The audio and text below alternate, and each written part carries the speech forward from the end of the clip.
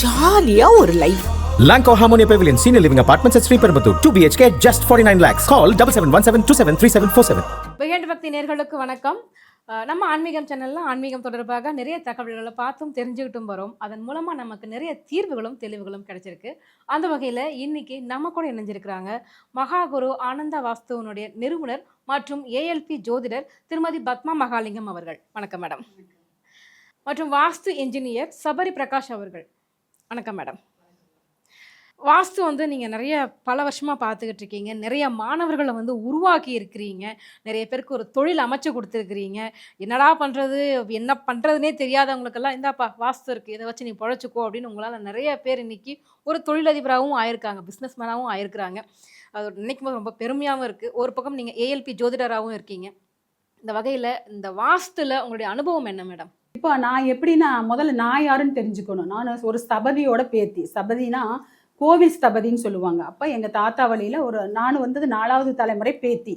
புரியுதுங்களா? வாஸ்துவில் நான் 4வது தலைமுறை பேத்தி. என்னோட 4 தலைமுறைக்கு முன்னாடி எனது தாத்தா தான் கோவில் ஸ்தபதியாக இருந்தார். அப்போ அப்பா வாஸ்து, அண்ணன் வாஸ்து, தாத்தா வாஸ்து, அப்பாவோட அப்பா வாஸ்து, இந்த மாதிரி எங்களுது ஒரு சர்க்கிளில் ஒரு 4 தலைமுறை இப்படி போயிட்டே இருக்குது. இப்போ இந்த ஒரு 10 இயர்ஸாக நம்ம கிளாஸஸும் எடுத்துகிட்ருக்குறோம். சரிங்களா? கிளாஸஸ் எடுத்துகிட்டு இருக்கும்போது எங்கள் பொண்ணு பிஇ முடிச்சிருக்காங்க, சிவில் முடிச்சிருக்காங்க.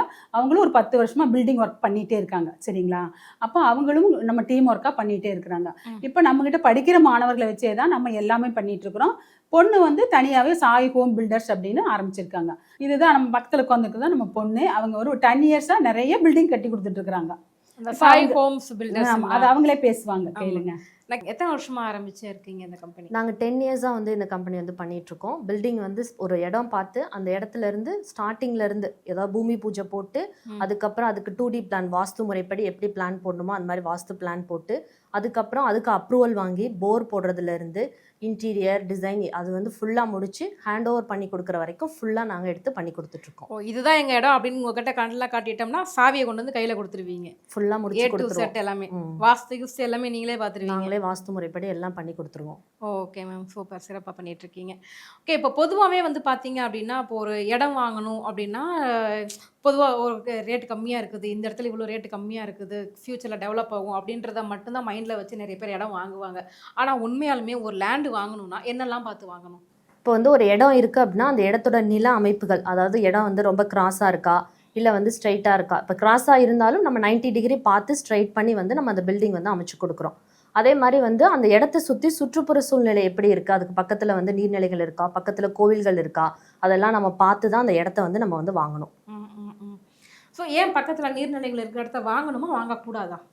அதாவது பக்கத்தில் இருக்கிறத விட கொஞ்சம் தூரத்தில் இருந்தால் நமக்கு நம்மளுடைய நில அமைப்புகளுக்கு நல்லா இருக்கும். ஏன்னா நிறைய பேர் சொல்லுவாங்க, ஏரி பக்கத்தில் இருக்குது, குளம் பக்கத்தில் இருக்குன்னா போர் போட்டால் தண்ணி சீக்கிரமாக கிடச்சிரும் அப்படின்னு. அப்படி தான் எல்லாருமே யோசிப்பாங்க. ஸோ அதனால தான் தண்ணி எங்கெங்கெல்லாம் இருக்கணும் அப்படின்னா கண்டிப்பாக வடக்கு சார்ந்தும் கிழக்கு சார்ந்தும் தான் இருக்கணும். அதாவது தண்ணி நீர்நிலைகள் எங்கே இருக்குன்னா தெற்கு சார்ந்தும் மேற்கு சார்ந்தும் இருக்கக்கூடாது. நம்ம வாங்குகிற ஃப்ளாட்டுக்கு மேற்கு சைடும் தெற்கு சைடும் நீர்நிலைகள் இருக்கக்கூடாது. கண்டிப்பாக அந்த மாதிரியான இடங்கள் வாங்கக்கூடாது. அது நம்மளுக்கு வாங்கினான்னா நெகட்டிவ் தான் நமக்கு கிடைக்கும். புரியுதுங்களா? வடக்கு சைடும் கிழக்கு சைடும் நீர்நிலைகள் இருக்கிற மாதிரி வாங்கினோம்னா நமக்கு அந்த இடம் செல்வ செழிப்பாக இருக்கும். எப்படி செல்வ செழிப்பாக இருக்கும்னா ஆரோக்கியமும் நல்லா இருக்கும், அங்கே செய்கிற தொழில் விருத்தியாகும். புரியுதுங்களா? அந்த வீட்டில் குடியிருந்த எல்லா விஷயங்களும் 5 இகபர சுகங்களும் அடையலாம். அதனாலதான் அந்த நீர்நிலைகள் உள்ள இடம் எங்க நீர்நிலைகள் இருக்குதோ அதை பார்த்து வாங்கணும். நீர்நிலைகள் எல்லா பக்கம் இருக்கிற மாதிரி வாங்கக்கூடாது. ஓ சரி, ஓகே. அதே மாதிரி நீங்கள் சொல்லும்போது சொன்னீங்க கோயில் இருக்கிற இடம் அப்படின்ற மாதிரி மென்ஷன் பண்ணீங்க. கோயில் பக்கத்தில் வாங்கலாமா இல்லை கோயில் இருக்கிற இடம் பார்த்து வாங்கணுமா, என்ன சொல்ல வரீங்க? கோயில் பக்கத்தில் இடம் இருக்க மாதிரி நம்ம அமைச்சுக்க கூடாது. ஏன்னா நாளடைவில் கோயில் எக்ஸ்டெண்ட் பண்ணுறோம் அப்படின்னு சொல்லி நம்மளோட இடத்த நம்ம கேட்பாங்க. அந்த மாதிரியான சுச்சுவேஷனுக்கு நம்ம இடம் இருக்கக்கூடாது. அதாவது எதிர்காலத்துலேயும் நம்ம சேஃபர் சைடாக இருக்கணும் அப்படின்னா கோயில் பக்கத்தில் வாங்குறது மேக்ஸிமம் தவிர்த்துக்கணும்.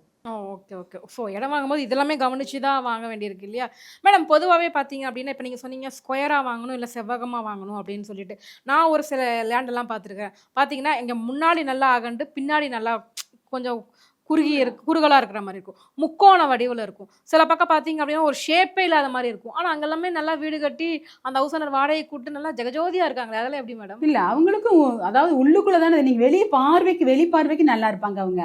உள்ள பாத்தீங்கன்னா அவங்களுக்கு ஏதாவது நோய் இருக்கலாம். புரியுதுங்களா? ஒன்றும் இல்லை, ஒரு டயாலிசிஸ் பண்ணிட்டு இருக்கிறாங்க ஒரு மனிதர். அந்த மனிதர் பார்த்தா வெளிப்பார்வைக்கு பார்த்தா சூப்பராக இருப்பார். கேட்டால் டயாலிசிஸ் பண்ணிட்டு இருக்கேன் அப்படின்னு சொல்லுவார். அந்த மாதிரி உள்ள ஆரோக்கிய கூட கண்டிப்பாக அலிமனைகள் எல்லாம், முக்கோண மனைனா அலிமனைகள் எல்லாம் வாங்குற யாரெல்லாம் வாங்குறாங்களோ அவங்களுக்கு கண்டிப்பாக வந்து ஆரோக்கிய குறைபாடு இருக்கும்.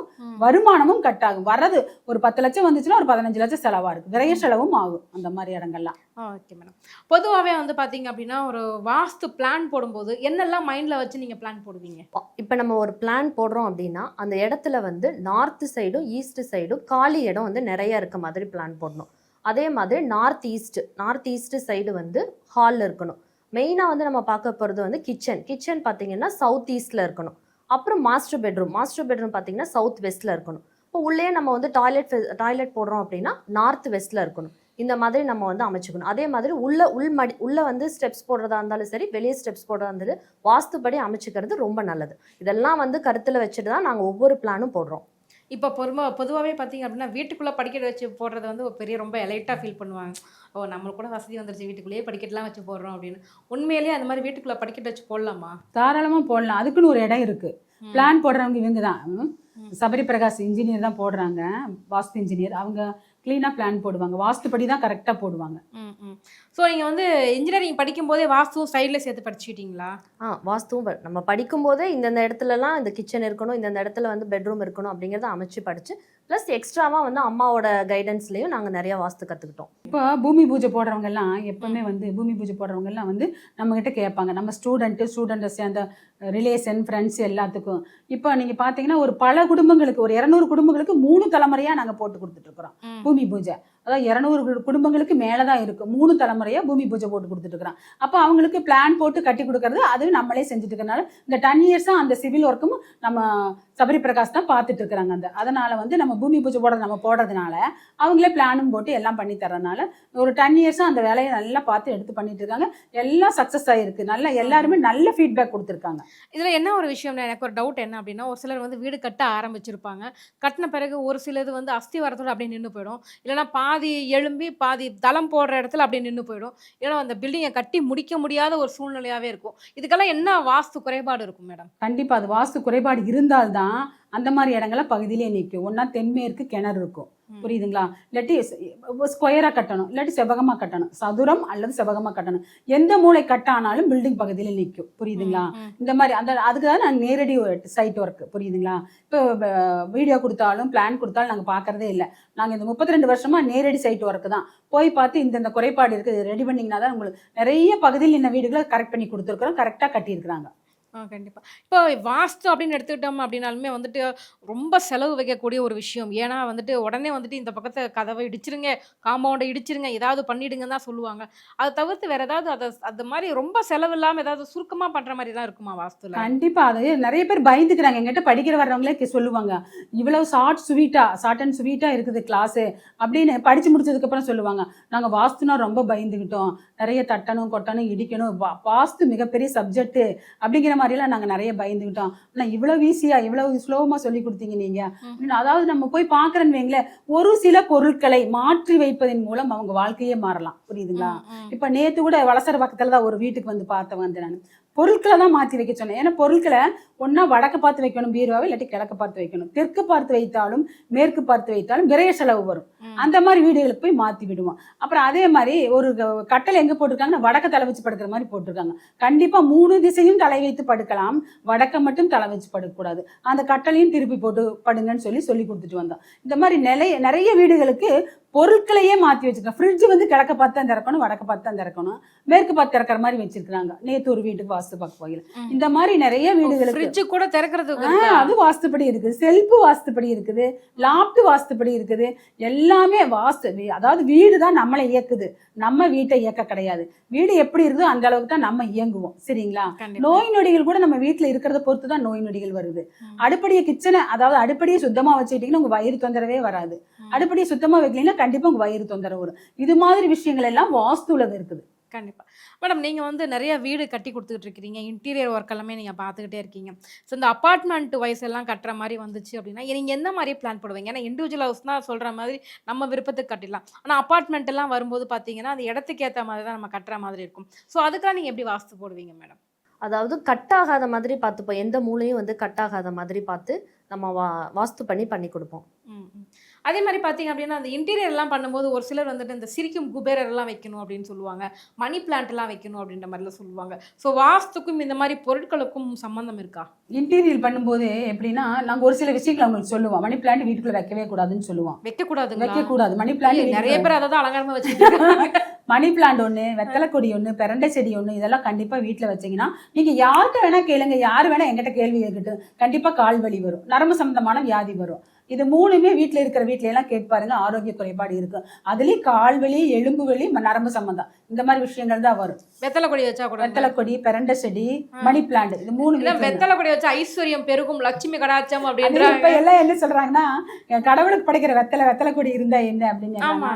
வெத்தலை கொடி கொடி கொடியா எங்கெல்லாம் போகுதோ அங்கெல்லாம் கண்டிப்பா வந்து மன அழுத்தம், மன உளைச்சல் பெண்களுக்கு இருக்கு அந்த வீட்டுல. நீங்க எத்தனை வீடு வேணா கேட்டு பாருங்க. நான் இது வரைக்கும் என்னுடைய சர்வீஸ்ல ஒரு 5000 வீட்டுக்கு மேல நான் அரேஞ்ச் பண்ணிட்டேன். கண்டிப்பா வந்து அது வைக்கவே கூடாது. வெத்தலை கொடி, மணி பிளான்ட், பரண்டை செடி இதெல்லாம் வைக்கவே கூடாது. அதே மாதிரி மேடம் தெருக்குத்து வீடு அப்படின்னு சொல்லுவாங்க. அந்த 3 ரோடு சந்திக்கிற இடம், இந்த 4 ரோடு சந்திக்கிற இடம், ஓப்பனா சொன்னோம்னா முச்சந்தி அப்படின்னு சொல்லுவாங்க. அந்த இடத்துல எல்லாம் வீடு வாங்கக்கூடாது அப்படின்னு சொல்லுவாங்க. நான் பார்த்த வரைக்கும் ஒரு 2-3 வீடு நல்லா அடுக்குமாடி கட்டி நல்லா தான் இருக்காங்க. அது என்ன, அது ஒரு சிலருக்கு மட்டும்தான் அந்த இது செல்லுபடி ஆகுமா? இல்ல தெருக்குத்து வாங்கக்கூடாதுதான். இந்த வாஸ்து இன்ஜினியர் சொல்லுவாங்க கேளுங்களேன். தெருக்குத்து பத்தி அவங்க நல்லா சொல்லுவாங்க.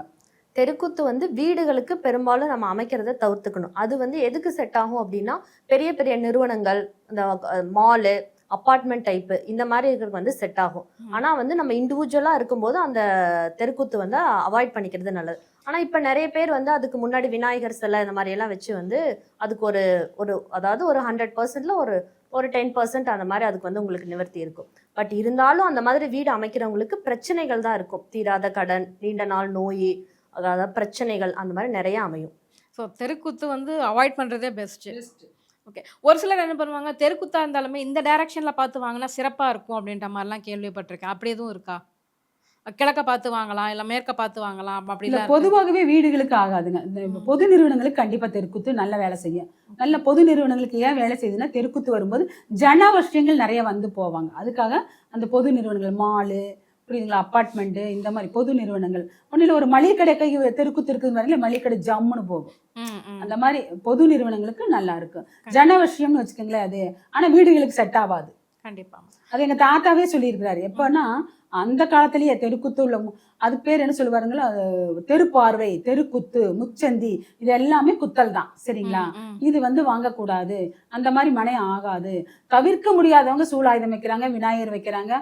அதெல்லாம் ஒரு சொன்ன மாதிரி ஒரு 10-5% தான் கம்மி பண்ணும். ஆனா கண்டிப்பா வீடுகளுக்கு தெருக்குத்து ஆகாது. இப்போ நீங்க வீடு கட்டி தரீங்க, இன்டீரியர்லாம் பண்ணி தரீங்க இல்லையா? ஸோ வாஸ்து ரீதியா என்னென்ன மரங்கள்லாம் யூஸ் பண்ணுவீங்க? நிறைய பேர் வந்து தேக்கு மரம் யூஸ் பண்ணா ஐஸ்வர்யம் பெருகும் அந்த மாதிரிலாம் சொல்லுவாங்க. என்னென்ன மரங்கள்லாம் யூஸ் பண்ணி இந்த கதவெல்லாம் வச்சுக்கிட்டோம் அப்படின்னா சிறப்பா இருக்கும்? நிலைவாசலுக்கு தேக்கு தான் ஃபர்ஸ்ட் ப்ரிஃபரன்ஸ் கொடுப்போம். ஏன்னா வந்து அதுக்கப்புறம் இப்போ வந்து விண்டோ அப்படின்னா யூபிவிசி, அலுமினியம் விண்டோ அந்த மாதிரி நிறைய போயிட்டாங்க. ஆனால் இப்போவுமே நிறைய பேர் வந்து எங்களுக்கு பழங்காலத்துப்படி தேக்கு விண்டோ தான் வேணும் அப்படின்னு கேட்டு வந்து நிறைய வாங்கிக்கிறாங்க.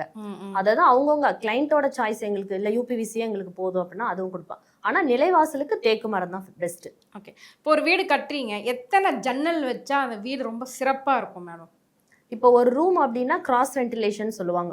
ஒரு அதாவது இப்போ நம்ம நார்த் சைடு வந்து விண்டோ வச்சோம் அப்படின்னா ஈஸ்ட் சைடு, அதாவது கிராஸ் வென்டிலேஷன் இருந்துன்னா அந்த ரூம் வந்து பிரைட்டாகவும் இருக்கும், நமக்கு ஏர் ஃப்ளோவும் நல்ல விதம். அதாவது நெகட்டிவ் எனர்ஜி வெளியே ஒரு இடத்துல வந்து பாசிட்டிவ் எனர்ஜி வந்து ஒரு இடத்துல வந்து நெகட்டிவ் எனர்ஜி வெளியே போய் ஏர் ஃப்ளோ நல்லா அங்கே வந்து ரொம்ப பீஸ்ஃபுல்லாக இருக்கும்.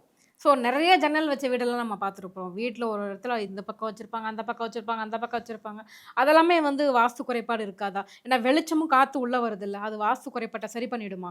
இல்லை, ஜன்னல் வைக்கிறதுக்குன்னு ஒரு இடம் எப்படி இருக்குன்னா, நெகட்டிவ் சைடு ஜன்னல் வைக்கக்கூடாது, புரியுதுங்களா? பாசிட்டிவ் சைடு தான் வைக்கணும். அப்படின்னா அதாவது ஒரு சதுரம்னு வச்சுக்கோங்களேன், சதுரத்தில் 4 பாசிட்டிவ் இருக்குது, 4 நெகட்டிவ் இருக்குது, புரியுதுங்களா? உச்சம் நீச்சம் அதுக்கு பேர்.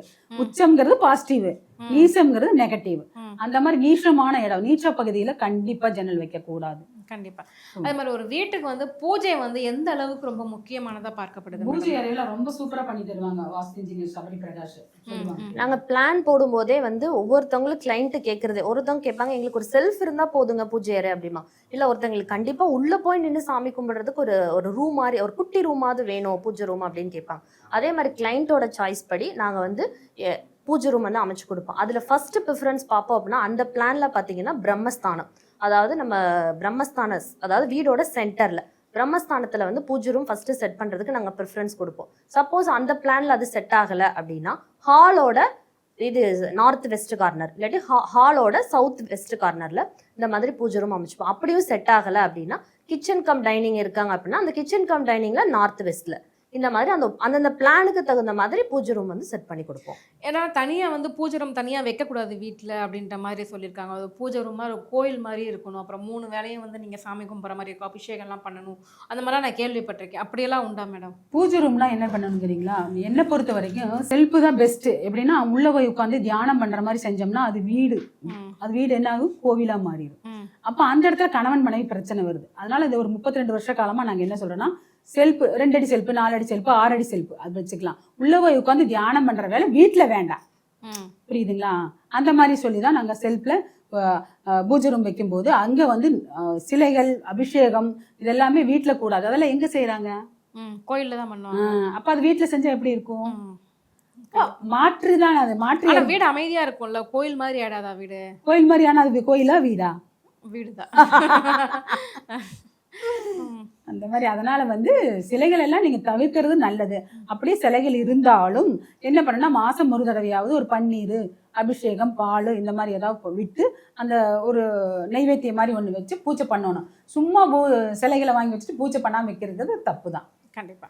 அதே மாதிரி மேடம் இப்போ நீங்க பூஜை ரூம் எல்லாம் செஞ்சு தரீங்க. சில பேர் பூஜை ரூம் இல்லாம வந்துட்டு பார்த்தீங்கன்னா இப்போ ஷெல்ஃப் மாதிரி எல்லாம் வந்திருக்கு, டோர் ஓப்பன் பண்ணி மூடுற மாதிரி எல்லாம். இந்த இந்த பூஜை ரூம் செய்யறதுக்குன்னே வந்துட்டு இந்த மாதிரி ஒரு மரங்களை தான் யூஸ் பண்ணணும், இந்த மாதிரி வுட் தான் யூஸ் பண்ணணும் ஏதாவது இருக்கா? பூஜை ரூம் அப்படின்னா நம்ம வாஸ்துப்படி பார்த்தீங்கன்னா அது வைக்கிறது வந்து மார்பிள் செல்ஃப், அந்த நம்ம செல்ஃப் போடுறதுல மார்பிள் பதிச்சுக்கிட்டா அது வந்து நல்லா இருக்கும். அதே மாதிரி வந்து பூஜை ரூமுக்கு வந்து டோர் வந்து தேக்கில் போட்டால் நல்லா இருக்கும். தேக்கு தவிர்த்து வேற என்ன மரங்கள்லாம் ப்ரிஃபர் பண்ணுவீங்க? தேக்கு தவிர்த்துனா மகாகனி அந்த மாதிரி மரங்களும் ப்ரிஃபர் பண்ணுவோம். ஓகே. ஸோ தேக்கு தான் வந்துட்டு தேக்கு தான் பெஸ்ட் தேக்கு தான். ஏன்னா மகாலட்சுமி வாசம் செய்யறது அதுல அதனால தேக்கு தான் பெஸ்ட். நாங்க எல்லா கட்டடத்துக்கும் ஒரு 10 இயர்ஸாவே தேக்கு தான் போட்டு கொடுத்துட்டு இருக்கோம். பொதுவாகவே பார்த்தீங்க அப்படின்னா ஒரு சிலர் வந்து வீடு பற்றி பேசும்போது சொல்லுவாங்க, இந்த வீட்டுக்கு வந்த பிறகு தான் எனக்கு வந்து கல்யாணம் ஆச்சு, இந்த வீட்டுக்கு வந்த பிறகு தான் நிறைய சொத்து சேர்த்தேன், நிறைய வண்டி வாகனம் வாங்கினேன், ரொம்ப அதிர்ஷ்டகரமான வீடு அப்படின்லாம் சொல்லுவாங்க. இந்த மாதிரி ரொம்ப அதிர்ஷ்டகரமான வீடு எல்லாருக்கும் ஆசையாக இருக்கும். எப்படிப்பட்ட அமைப்புகள்லேருந்து அந்த மாதிரி அதிர்ஷ்டகரமான வீடு அமையும்? இப்போ வீடு கட்டணும்னு நினைக்கிறாங்க அப்படின்னா நம்ம வந்து பிளான் போடும்போதே அதை வாஸ்து முறைப்படி பிளான் போட்டு அதை எக்ஸிக்யூட் பண்ணிட்டோம் அப்படின்னா நம்ம அந்த வீட்டுக்கு போனதையும் நம்ம நினைச்சதெல்லாம் நிறைவேறும். அதே மாதிரி வந்து நம்ம பிளான் போடும்போதே பூஜை ரூம் வந்து பிரம்மஸ்தானத்தில் அமைச்சோம் அப்படின்னா அங்கே போய் நம்ம வழிபட தொட்டதெல்லாம் பொண்ணாகும். இப்போ வந்து நம்ம ஸ்டார்டிங்லேருந்து ஹேண்ட் ஓவர் வரைக்கும் நம்ம வந்து அதே மாதிரி வாஸ்து முறைப்படி ஒவ்வொரு விஷயம் ஒவ்வொரு ஸ்டேஜ்லேயும் நம்ம வந்து வாஸ்துவை இன்க்ளூட் பண்ணி தான் நம்ம வந்து பண்ணி கொடுத்துட்ருக்கோம். இப்போ வந்து நம்ம போர் போடுறதுலேருந்து நம்ம இன்டீரியர் டிசைன் பண்ணுறது, கபோர்ட்ஸ் வைக்கிறது எல்லாமே நம்ம வந்து வாஸ்து முறைப்படி பண்ணி கொடுக்குறோம். இப்போ உங்ககிட்ட வந்து நிறைய மாணவர்கள் படிச்சுட்டும் இருக்கிறாங்க, நிறைய மாணவர்கள் பாஸை வெளியில் போயிட்டு அவங்க தொழிலாகவும் பண்ணிக்கிட்டு இருக்கிறாங்க. ஸோ அதை தாண்டி வந்துட்டு உங்ககிட்ட வந்து ஒரு பிளானுக்கு வந்து வராங்க அப்படின்னும் போது என்னென்ன மாதிரி விஷயங்கள்லாம் பார்த்து நீங்கள் அவங்களுக்கு பிளான் போட்டு தருவீங்க? கண்டிப்பாக. அதாவது வந்து வாஸ்துப்படி தான், முற்றிலும் வாஸ்துப்படி தான். எப்படின்னா நம்மக்கிட்ட படிக்கிற மாணவர்களுக்கு பிளான் போட்டு கொடுத்துட்ருக்குறோம். 3rd பர்சன் யாராவது கேட்டாலும் போட்டு கொடுத்துட்ருக்குறோம். படிக்கிற மாணவர்களே ஃப்ரெண்டு ரிலேஷன் இப்படியெல்லாம் கேட்கும்போது நம்ம டீமே வந்து பிளான் போட்டு கொடுத்துட்ருக்குது, இன்டீரியலும் பண்ணி கொடுத்துட்ருக்குது. அதனால் யாருக்கெல்லாம் வேணுமோ கண்டிப்பாக இந்த நம்பருக்கு கான்டாக்ட் பண்ணி பிளான் போட்டு கேட்டு வாங்கிக்கோங்க. ஓகே. நீங்கள் ஒரு பக்கம் பிளானும் போடுறீங்க, ஏஎல்பி ஜோதிடமும் பார்க்குறீங்க, கிளாஸும் எடுத்துகிட்டு இருக்கிறீங்க, எப்போவுமே பிஸியாகவே இருக்கீங்க போல், பிடிக்கவே முடிய மாட்டேங்குது. சத்தியமான வார்த்தை. ஏன்னா இந்த ஒரு 6 மாத காலமாக ரொம்ப பிஸியாக தான் இருக்கேன் நான். ஆமாம், ரொம்ப சிறப்பு. உங்கள் வீட்டு வாஸ்து ரொம்ப சிறப்பாக இருக்குன்னு நினைக்கிறேன். கண்டிப்பாக வாங்க ஒரு நாளைக்கு. எல்லாருமே சொல்லுவாங்க, நீங்கள் பார்க்காமலே சொல்லிட்டீங்க. ஆமாம். ஸோ கண்டிப்பாக உங்களை மாதிரி எல்லாரும் நிறைய பேர் தொழிலில் மேன்மை அடையணும், நிறைய பேர் வாஸ்து கற்றுக்கணும். இது ஒரு நல்ல ஒரு ஓப்பனிங்காக இருக்கும் அப்படின்னு நம்புகிறோம். எங்கள் கேள்விகளுக்கு ரொம்ப சிறப்பான பதில் சொன்னீங்க. ரொம்ப நன்றி. எல்லா மக்களும் நலமுடனும் வளமுடனும் வாழ்க. எல்லாம் இறைவனை பிரார்த்திக்கிறேன்.